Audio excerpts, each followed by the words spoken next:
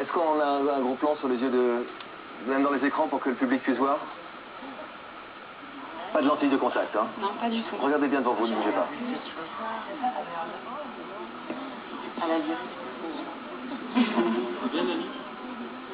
Vaut mieux avoir des yeux de chat que des yeux de batracien quand même quand on a le choix. Et pourtant vous en avez souffert quand vous étiez plus jeune? Oui, beaucoup, oui. Oh, ouais. Les moqueries, ça fait sur les garçons, beaucoup. Un jeu entre garçons au collège, au lycée. Quel jeu?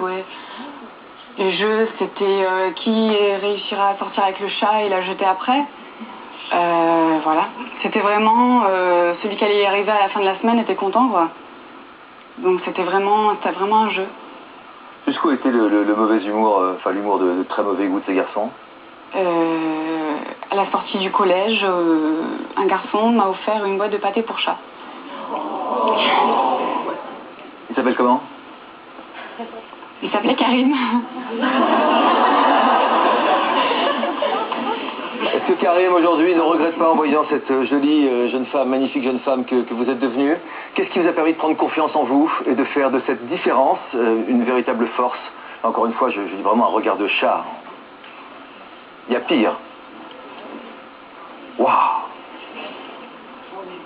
À quel moment vous avez réussi à l'assumer? À vous maquiller comme vous vous maquillez aujourd'hui? Oui. Vous vous maquillez, c'est pas Oui. simplement le travail de nos équipes. Non, j'étais maquillée d'avant. Maintenant, j'en joue. Je m'amuse beaucoup, je me maquille de toutes les couleurs, je le mets beaucoup en avant. Mais c'est vrai qu'avant, c'était beaucoup un gros complexe, je le cachais au maximum. Et surtout, éviter le regard des autres. Et comment? Mettre des lunettes alors? Non, pas du tout. C'est... en gros, j'avais pas beaucoup d'amis, quoi. C'était vraiment... Moins on me parlait, mieux c'était. J'arrive pas à comprendre ça, franchement, que des yeux de chat empêchent d'avoir des amis. Je veux dire, si quelqu'un me parlait, un garçon ou une fille de la classe me parlait, c'était vraiment foutu pour lui, hein. C'était... personne ne s'asseyait à côté de moi, c'était vraiment... C'est foutu pour lui parce que... Parce qu'il m'avait parlé, c'était vraiment... C'était la paria, quoi. Voilà. À partir de quel moment vous avez réussi à prendre confiance en vous et à vous rendre compte à quel point tout le monde... Je crois que ça plaît à tout le monde, ça, non? Hein? Chapeau, non? C'est joli, quoi. J'ai pas l'habitude de le voir, en fait. Donc ça fait bizarre comme ça à l'écran quand même. Ça impressionne. Mais sinon, c'est vrai que c'était... Même de temps en temps, c'est encore dur à le porter. Ah bon? Dans les magasins, le vendeur, quand je vais faire mes courses, il fait 3 fois le tour du magasin, du rayon pour voir mes yeux. Il va chercher la caissière qui est derrière, qui va chercher le vendeur qui est à l'arrière. Et je me retrouve avec les 4 ou 5 caissières plus le vendeur qui est devant moi. Quel succès! Enfin, oui, mais des fois, les vendeurs ou même les gens dans la rue, ils se retournent et... Qu'est-ce que vous leur dites à tous ces gens aujourd'hui? Maintenant, c'est une fierté. C'est vrai, grâce à mon métier aussi.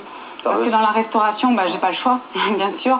Les clients me le disent et... Mais tous ceux qui vous tournent encore autour aujourd'hui, qui appellent les uns les autres, etc., qu'est-ce que vous avez envie de leur dire? En compliment, c'est vrai. Maintenant, je me mets plus en avant, j'ai plus de confiance. Et grâce à mon fiancé aussi que j'ai rencontré il y a 1 an. Beaucoup aussi. Qui vous a aidé à prendre confiance en vous? Tout à fait, oui. Qui vous a pas parlé de cette différence tout de suite? Il l'a vu au bout d'1 semaine.